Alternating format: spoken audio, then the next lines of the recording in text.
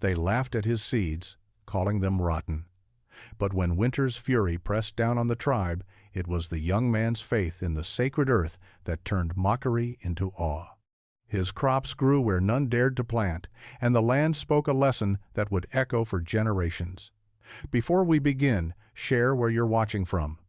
And if the story of the earth's wisdom moves you, subscribe, because tomorrow's legend will grow even deeper than this one. In the heart of the mountain valley, where the waters of the river still sang songs of old, the village prepared for winter.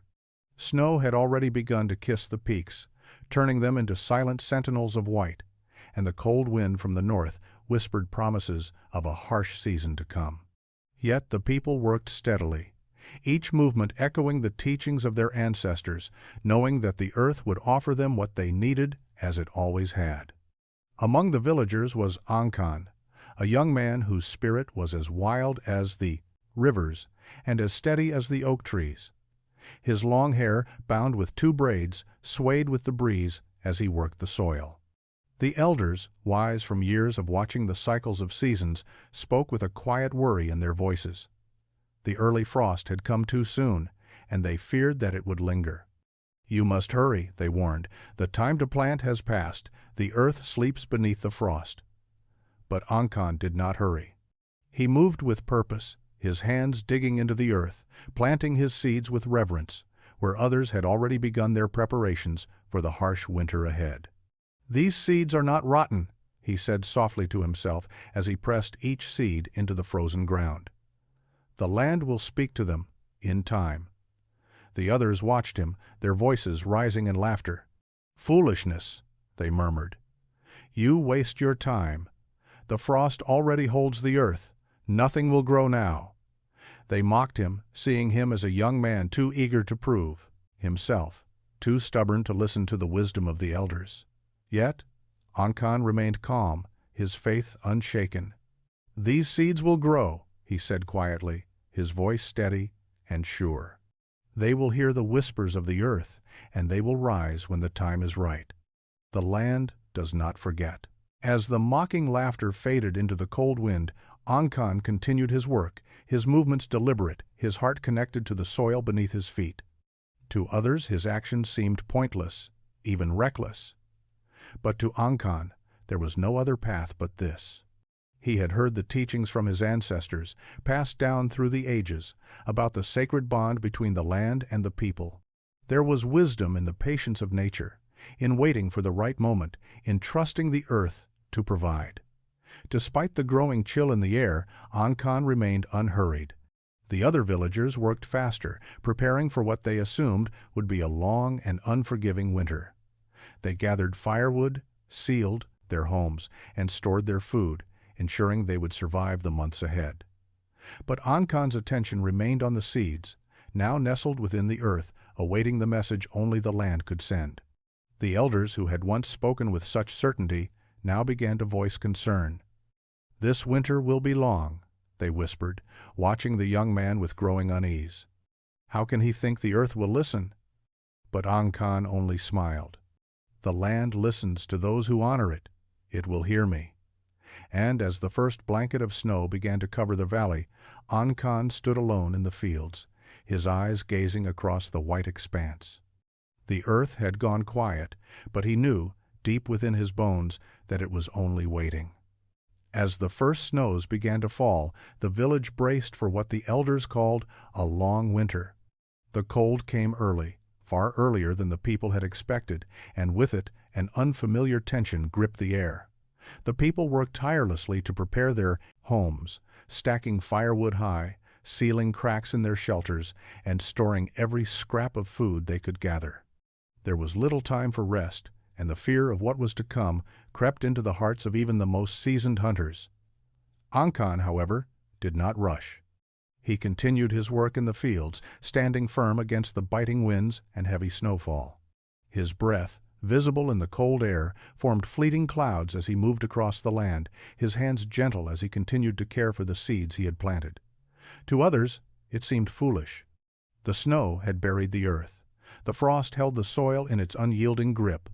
The crops would not grow. "What is he doing?" the villagers asked one another. "It is too late," Winter has already come. The cold grew harsher, and the village began to feel its weight. The wind howled across the valley, turning the once lush fields into barren stretches of white. Ankan's plot, now blanketed in snow, appeared lifeless, and the young man became more of an oddity in the eyes of the tribe.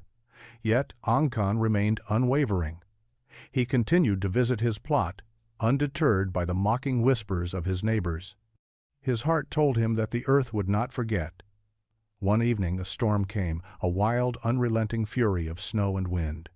The tribe gathered close, huddled around their fires as the blizzards howled outside. The elders spoke in hushed tones, their faces drawn with worry. "This is only the beginning," they said. "We must make sure we have enough to last." The snow piled high, and the days grew colder. Ankan stayed in the village for warmth, but every morning, without fail, he would stand and walk to the fields where the snow still covered his seeds. It seemed to the villagers that his steps were futile, yet they watched from their homes with a mixture of disbelief and curiosity. His faith in the earth had not wavered.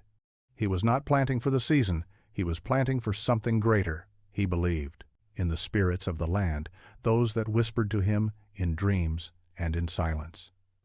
The village, meanwhile, continued to struggle. The wind tore at their shelters, and supplies began to dwindle.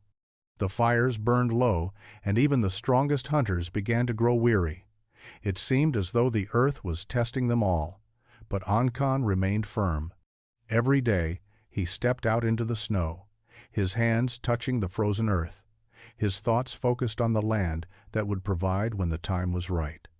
He did not know how or when, but he believed with every fiber of his being that his trust in the earth would be rewarded. As the bitter winds of winter blew across the valley, the tribe huddled closer to their fires, trying to stay warm and preserve their remaining supplies. The storm had tested them all, and many began to lose hope. Days passed in a frozen blur, where the snow piled higher and higher, and the sun seemed a distant memory. Yet Ankan never faltered. He continued his quiet visits to his plot, stepping through the deep snow each day, his heart steady and his mind focused. The other villagers watched from their homes, their concern for the young man growing. What can he hope for now, they wondered. The frost is too deep. The earth is closed to him. But Ankan had learned from the wisdom of his elders, who had always spoken of the earth's cycles, of the seasons that came and went, and of the patience required to understand nature's rhythms. He had listened to the lessons passed down through generations, that life would always find a way, even when the cold seemed too harsh to bear. And then, on the 13th morning of the storm, something miraculous occurred.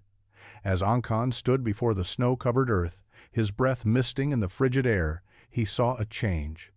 The ground, once locked beneath the ice, began to stir. The smallest shoots, no bigger than a finger, emerged from the soil, pushing gently through the frozen earth. The snow that had buried them seemed to retreat as if the land itself was waking. Ankan knelt beside his crops, his heart pounding in his chest.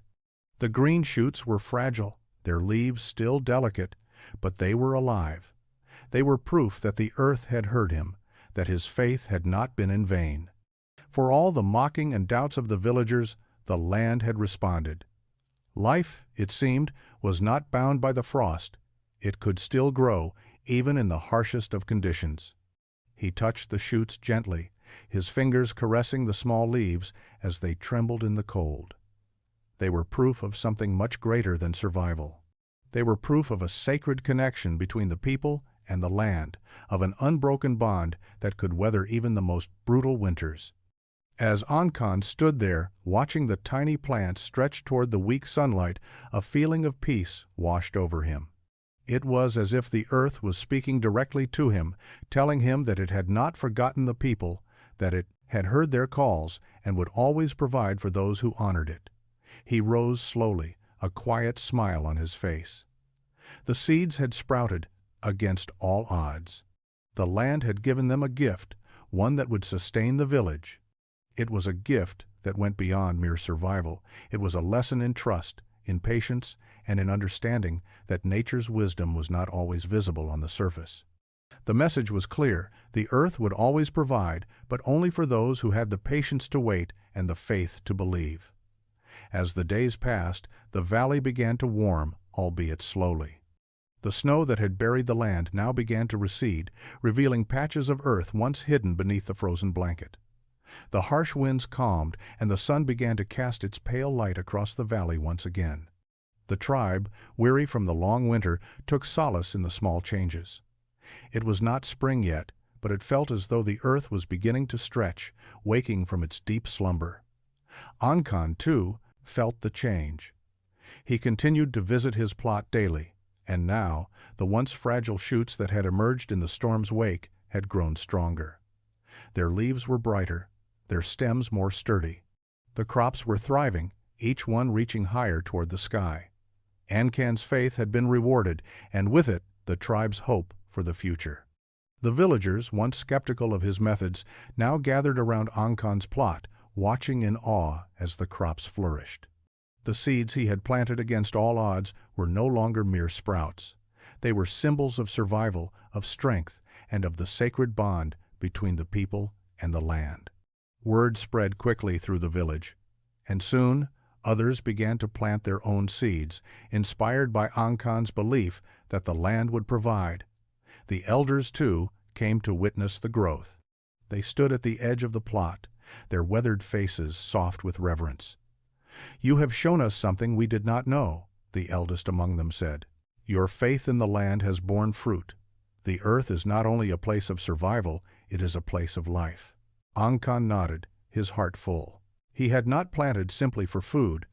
He had planted to show that the earth would give, even when others believed it was too late. He had planted to honor the sacred wisdom of his ancestors, to prove that nature's rhythm was not bound by the human understanding of time. As the crops grew stronger, the village began to thrive once again. The food they had once feared would be scarce now promised to sustain them through the coming seasons. The cold winter, though brutal, had given way to a new understanding, that survival was not only about preparation, but about respecting the land, listening to it, and trusting its wisdom. Ankan's heart swelled with gratitude as he watched the crops grow, their leaves shimmering in the soft light of the spring sun. He had always known the earth would respond, but to see it firsthand, to witness the miracle of growth amidst the cold, filled him with a quiet joy. It was a blessing, not just for him, but for the entire village. The tribe gathered together to give thanks. They danced and sang, their voices rising to the sky in reverence for the land that had provided. The earth, they knew, had heard their prayers, and in return it had gifted them life. By the time the final snows had melted, Ankan's crops had transformed into a lush sea of green. What had once been a barren, snow-covered field was now abundant with life.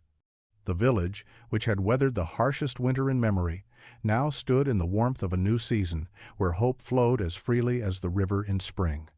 Ankan's plot became a symbol not just of survival, but of wisdom, of the deep and sacred connection between the people and the land. The elders, once hesitant, now spoke of him with admiration, sharing the story of the young man who had trusted the earth when no one else would. His faith had not only saved them from hunger, but had taught them the most profound lesson of all. Patience and trust in nature's ways were the true path to harmony. The village gathered together to celebrate the harvest. Families came with baskets of food, the fruits of Ankan's teachings now passed into their own hands. As they shared the abundance of the season, they also shared the knowledge that had been imparted to them. The earth, they now understood, was not to be rushed. It was to be listened to, respected, and honored. Ankan stood quietly at the edge of the celebration, his heart full, as he watched the people he loved feast and laugh. He had not sought praise, but it was clear that the tribe had learned something that would carry them forward for generations. They had learned to honor the seasons, to trust in the wisdom passed down by their ancestors, and to believe in the power of the earth to provide. As the sun set behind the mountains, casting a golden glow over the land, Ankan's thoughts drifted to the lessons he had learned in his own heart. He had not acted to prove anyone wrong or to boast of his own wisdom. He had acted because the earth had called to him, because he had heard the quiet whispers that told him the seeds would grow. Now, as he stood among his people, he understood something deeper. The land had not only provided food, it had provided a bond between them that could never be broken.